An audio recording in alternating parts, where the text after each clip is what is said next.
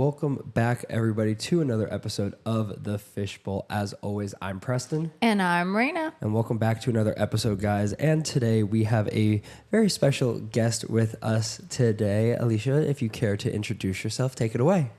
Hi, I'm Alycia Pardo, and I am one of the therapists here at Foundations Counseling. Yes, we're so happy to have you here with us, Alycia. Thank you so much for taking time to be with us. Alicia's amazing. She is one of our therapists. She also runs co-runs a art therapy group and does ADHD evaluations for us at Foundations Counseling. Yes. Tell me a little bit more about what art therapy is. So art therapy is a unique way to help teens or kids learn coping skills through art. So it's not so much the talk therapy, it's their way to express their feelings either abstractly or realistically. And it's also a really good way to keep them engaged in the content, even when it might not be as interesting, because they can transform it into kind of their own concepts. Gotcha. Interesting. So during a session, are they drawing things out, or are they looking at art and kind of saying what they see? How does that work? So we do a variety of things. We like to integrate a variety of mediums. We've done, for example, when we work through anger and big emotions, we did paint throwing where there was a canvas on the tree. We took different types of brushes and tools, and they would discuss a feeling that was really difficult for them to let go of and kind of throw the paint at the canvas. So it's like a physical but also artistic way so they can take it home with them. We've had them do collaborative work where they all create something together. We've done markers, we've done colored pencils, we've done some origami stuff. So it's really kind of all types of mediums, and we really try to kind of change it up each session. Oh, that's super cool. Wow, I had no kind of idea that the paint throwing thing, that's kind of interesting and kind of a cool way for them to express their feelings, maybe also get some of those feelings out. So that's really, really unique. Do you, is there any history that goes back to even Picasso or anything like that with the art therapy in history at all? Do you know anything about that? Any of the famous artists, did they utilize any of their art as a therapeutic outlet? Because I think any of the history of any of those famous artists, they have some pretty deep mental health issues. Back then, of course, there weren't therapists, I don't think, that they would go and talk therapy. No, and you're definitely right when it comes to looking at the historical aspects. So I actually minored in studio art, and that's where I got my interest in art therapy. But when we look at the historical Picasso and other icons like him, we can look at the lines and the types of paint colors and contrast and kind of look what they were going through at different periods of their life. So that's how they're able to define different artists at different time periods and kind of what mental health struggles they were going through by the cuts of the lines, by the contrast of the colors, by the abstractness of the image, things like that. Very cool. That's neat. Yeah, I think art is one of those unexplored realms by a lot of people, and I feel it's one of those things that unfortunately maybe it's not dying by any means, because art will always be around. It will always be prevalent. You'll always have artists. I do feel how it's it might be less appreciated these days because of online, because of AI, because of all this stuff. And as someone who does marketing, who, has a passion for graphic design, that kind of is being, it's kind of at war right now with AI and that. Well, is it ChatGPT? You can say, make me. Well, so ChatGPT is great for some things. I can have a photo I really want to use in a poster, and it could be a little blurry. I can take that photo into ChatGPT, say, don't change a thing, increase the resolution. Oh, wow. And ChatGPT can do it. But in my eyes, there's a lot of times where if you just throw in photos and information and say, make a poster, it is so obvious nowadays. After you see enough posters of them, you can tell what's AI and what's not if you know what you're looking for, because AI, when you boil it down, has the exact same format for posters. It's just different colors, different pictures, different background images, different icons next to information. So it can be one of those things where, like, if you know what you're looking for, you can definitely figure it out. And I just feel like art is one of those things that kind of like music, for example. And I say music is art because it is. Absolutely. And I also, Yeah. if anybody listening to this who's my friend knows my opinion on this, that I truly believe wholeheartedly that music is man's best invention. Mm-hmm. I think music is man's best invention because it unites, it's a commonplace. Everybody, no matter what type Michael of person. Jackson.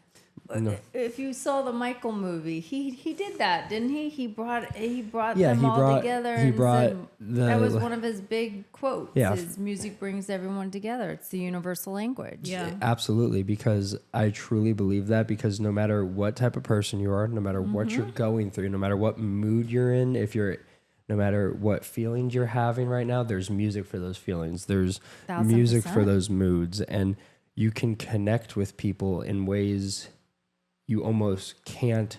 I mean, think about it. I've listened to Spanish songs that I have no idea the lyrics to, but I'll be out there, with people and dancing my butt off with people who who don't speak any English and only speak Spanish, but it unites us and we're happy and we're enjoying life together. And that is one of the beauties of life. So in my opinion, music is definitely a form of art, and it's just art as a whole is really special in society, I believe.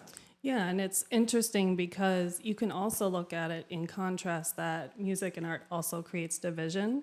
So, for example, with art and music, when we combine them together, if I'm experiencing something like anger versus sadness, the type of music that I'm listening to, the type of medium that I'm working with is going to differentiate the way I express myself. So while it does create that united kind of concept, it also helps the division of being able to express different types of feelings. Music therapy that works with a lot of Alzheimer's, things like that. Again, they're going to use different music elements to work on different techniques with different clients. Yeah. 1,000%. And I think the idea of the originality too of art and music, being able to have that simplistic of art in itself, original art, it's like there's only one piece. Yes, of course, there's screen prints and duplication of things, but if you look at it, that original piece, even in your groups or with your individual clients, that piece that they create, that's their piece. I've done that before in sessions where I'm just like, just put it on paper. Doesn't matter. There's no mistakes. You can fix it anytime. Even with my little ones, sometimes I've got someone that's coming to mind as we're talking. They love to color, but they get so upset if they color a princess's dress a wrong color or something like that. And we work through a meltdown, and I'm like, you know what? We can fix this. Automatically, they want to just destroy that piece and just, I need a new one. I need a new one. But utilizing that concept of art and coloring and colors, and it's fixable.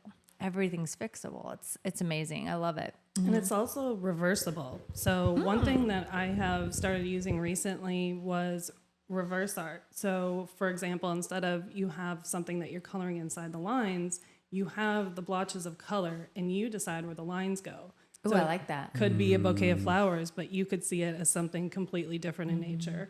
Or it could be something completely abstract. So it challenges the mind to think backwards. And so you're less focused on the detail or the mistakes that you're making. And you're more intentional about what you're feeling and what you're seeing while you're doing it. It's almost like, in some ways, like cloud watching. Yeah, Where you can, I see this in the clouds. Well, Absolutely. I see this, I was sitting last night, I was sitting at the beach last night, and it was like almost a perfect night at the beach. There was a turtle about 10 yards away from me coming up to lay eggs. You could see every star in the sky. There was no light, pollution going on right now. And I was in a nice dark area, so you could see almost every star. And then about 150 yards to my right, people were lighting off leftover fireworks from the 4th of July. And I was just like, I was sitting there and I was looking up in the sky and I was like, almost like star, like looking at stars and being like, oh, these stars are kind of making this shape. And, you know, I was like, you know, the person I was with, she was like, oh, like I see this. And I was like, oh, okay. So it's kind of like that thing where it's kind of like perspective. Yeah. Kind of, we were talking with Mr. Bob last week a little bit about perspectives and all that. So I definitely think, you know, kind of relating that from his quotes that he brought in to now art, how important perspective is in life. Oh, 100%. What is your favorite part of the art therapy component in sessions? I think it's definitely seeing how different people interpret the exact same activity. So you'll see, you know, I'll introduce it in the exact same way and you'll see something completely different come out of it. You'll see people get completely different takeaways. For some person, it might be really fun. For another, it might become very emotional and very deep and very intentional. So it's really interesting just to see how the process affects them and how it kind of relates into like that abstract thinking that you're talking about with like the clouds and things like that. You're practicing that abstract thinking concept that helps you process through some of those more difficult or heavy emotions.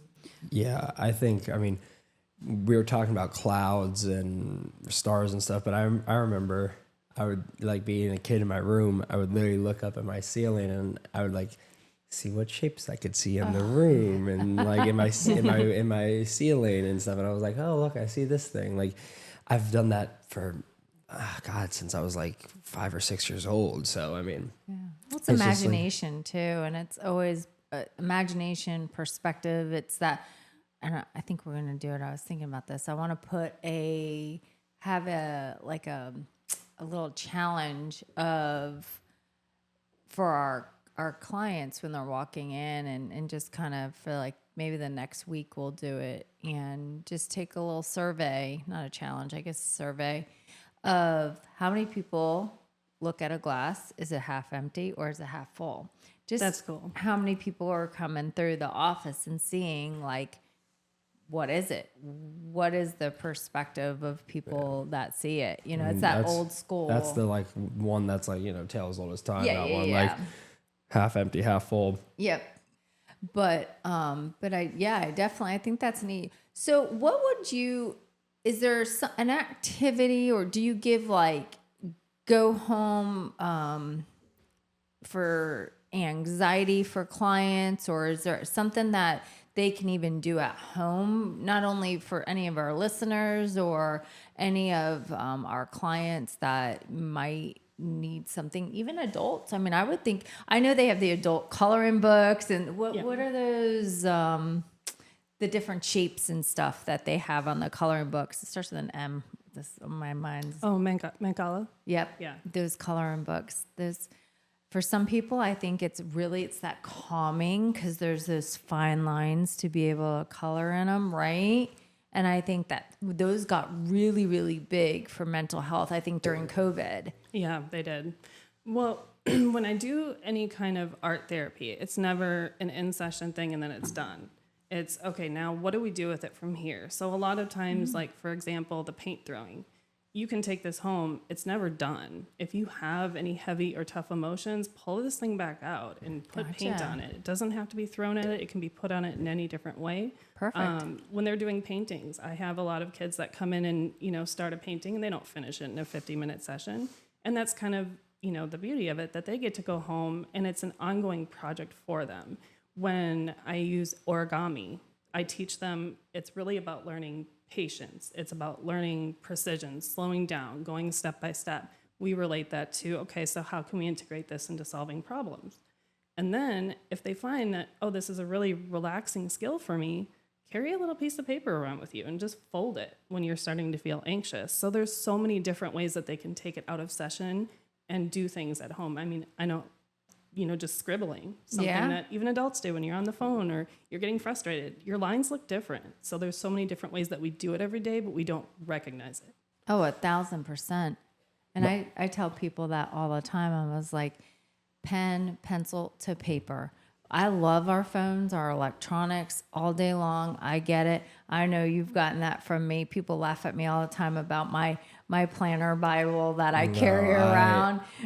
And Preston has inherited that from me for sure. But there is something about saying, and it does go back to the whole art therapeutic component of it. But I call it, and my clients laugh at me all the time, I'm like, brain dump it. Get it out of our mind, because our brains are a muscle. And I say, it's like, imagine being on a treadmill at a 10 incline for 24 hours a day. That is what our brain does if we don't take the information out and put it down on paper. So that's, I love the concept of all of that, especially the paper folding and stuff. Yeah. Yeah. And there's another interesting element when we look from like the neurological perspective of the brain and writing down. When you actually write something down and you physically do that, you're telling the part of your brain that is kind of reminiscing on this thought that that's done and it's taken care of. Even though you haven't done it, you've actually put it on paper. So to your brain, that task is actually complete. And, so I tell people when they lay down at night and they're like, well, I have a million thoughts going through my head. I can't go to sleep.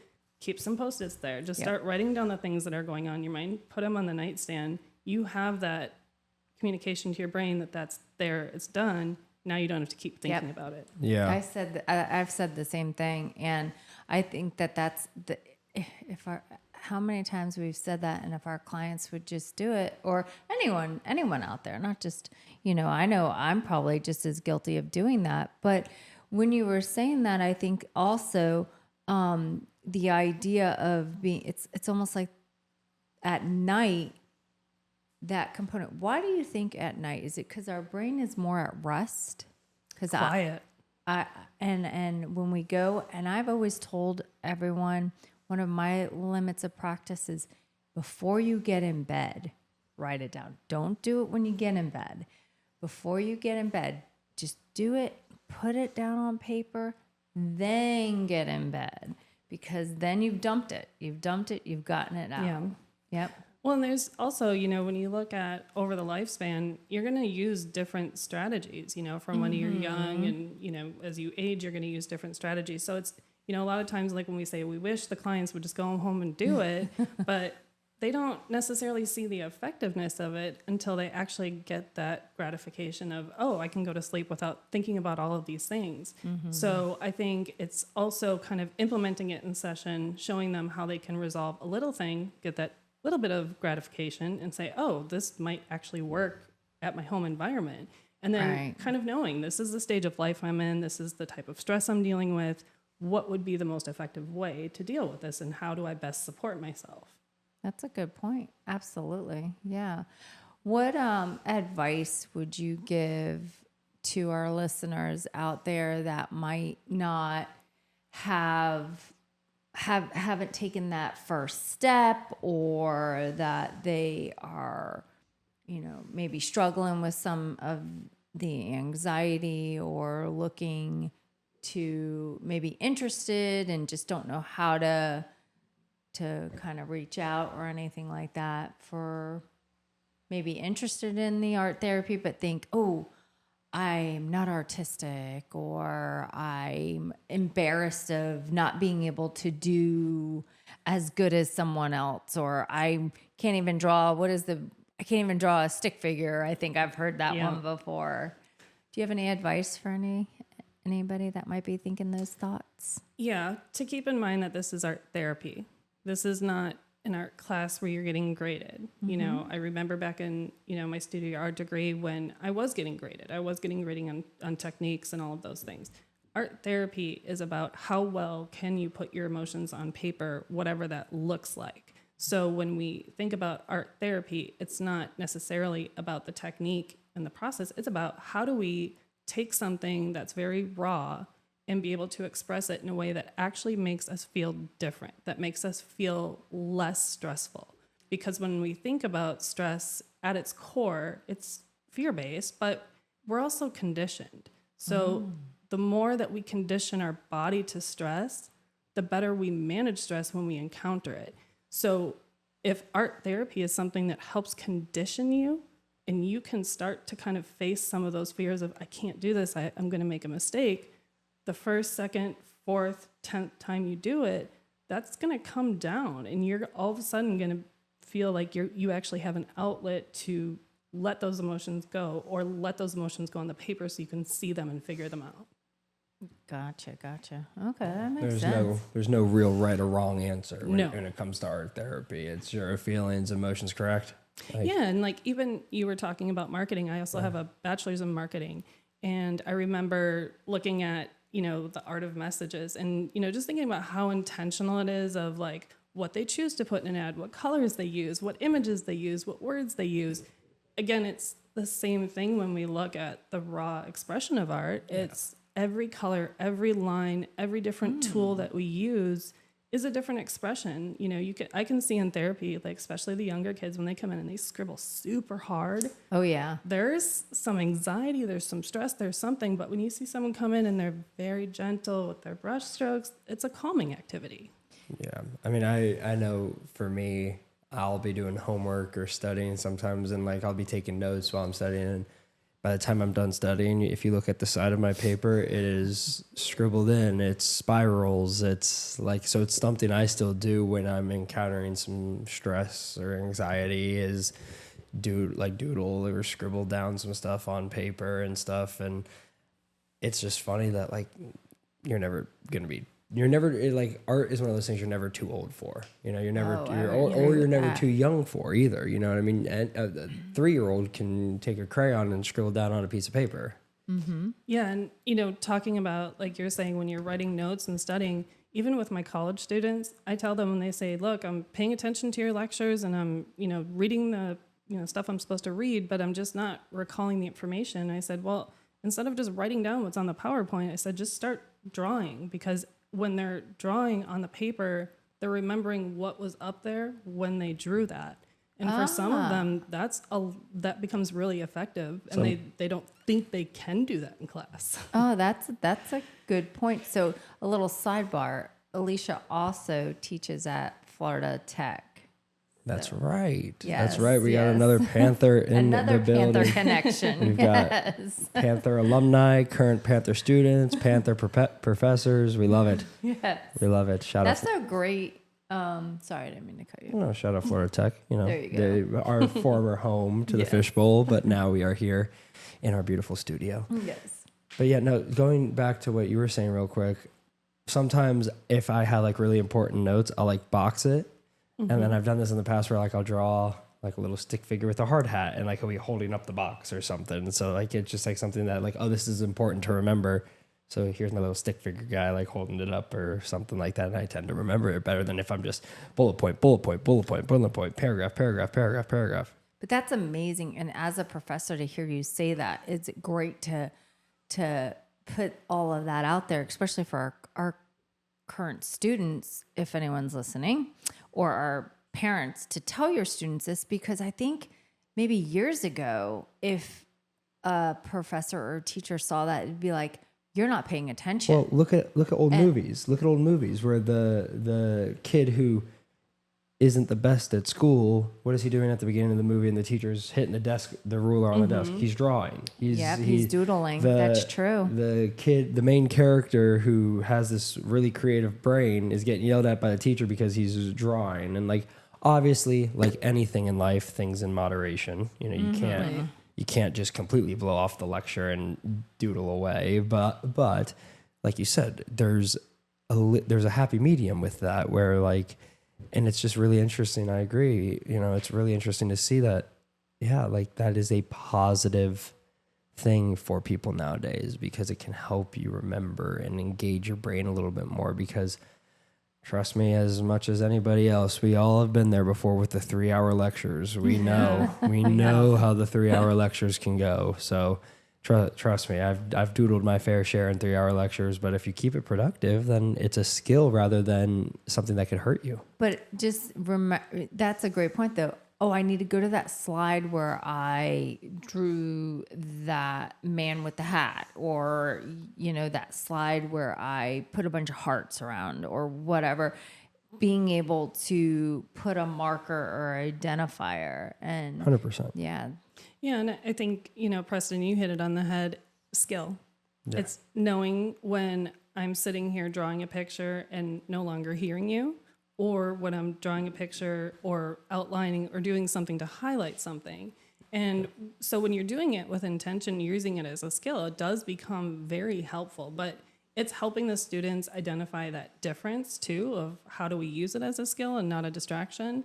For some students, it's even, there is, no challenge here. So to focus, I actually have to entertain part of my brain so that I can pay attention to this information that may not be that interesting to me.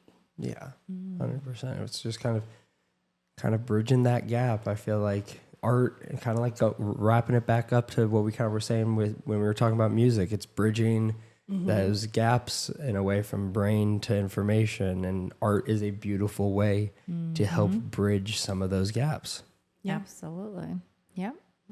Well, do we have anything to update around FC? Oh, well, I know Something's always going on, always got a busy office. We do. I'm definitely, if you're interested, as always, go to our website, or you can always call 321-622-8104, and Jamie and Bree will always help you. More information, though, definitely check out our website or Facebook. We are always trying to update stuff on the things going on. We are coming up to our Customer Appreciation Day, so we're excited about that. Not sure what we're doing, but we're going to be doing something. So, amazing. Yes. Amazing. Well, guys, that will do it for this episode of The Fishbowl. Alycia, thank you so much for taking the time to come out. Thank you for having me. And as always, guys, I'm Preston. I'm Rayna. And I'm Alycia. And we'll see you guys in the next episode. Take it easy. Peace. Bye. Bye.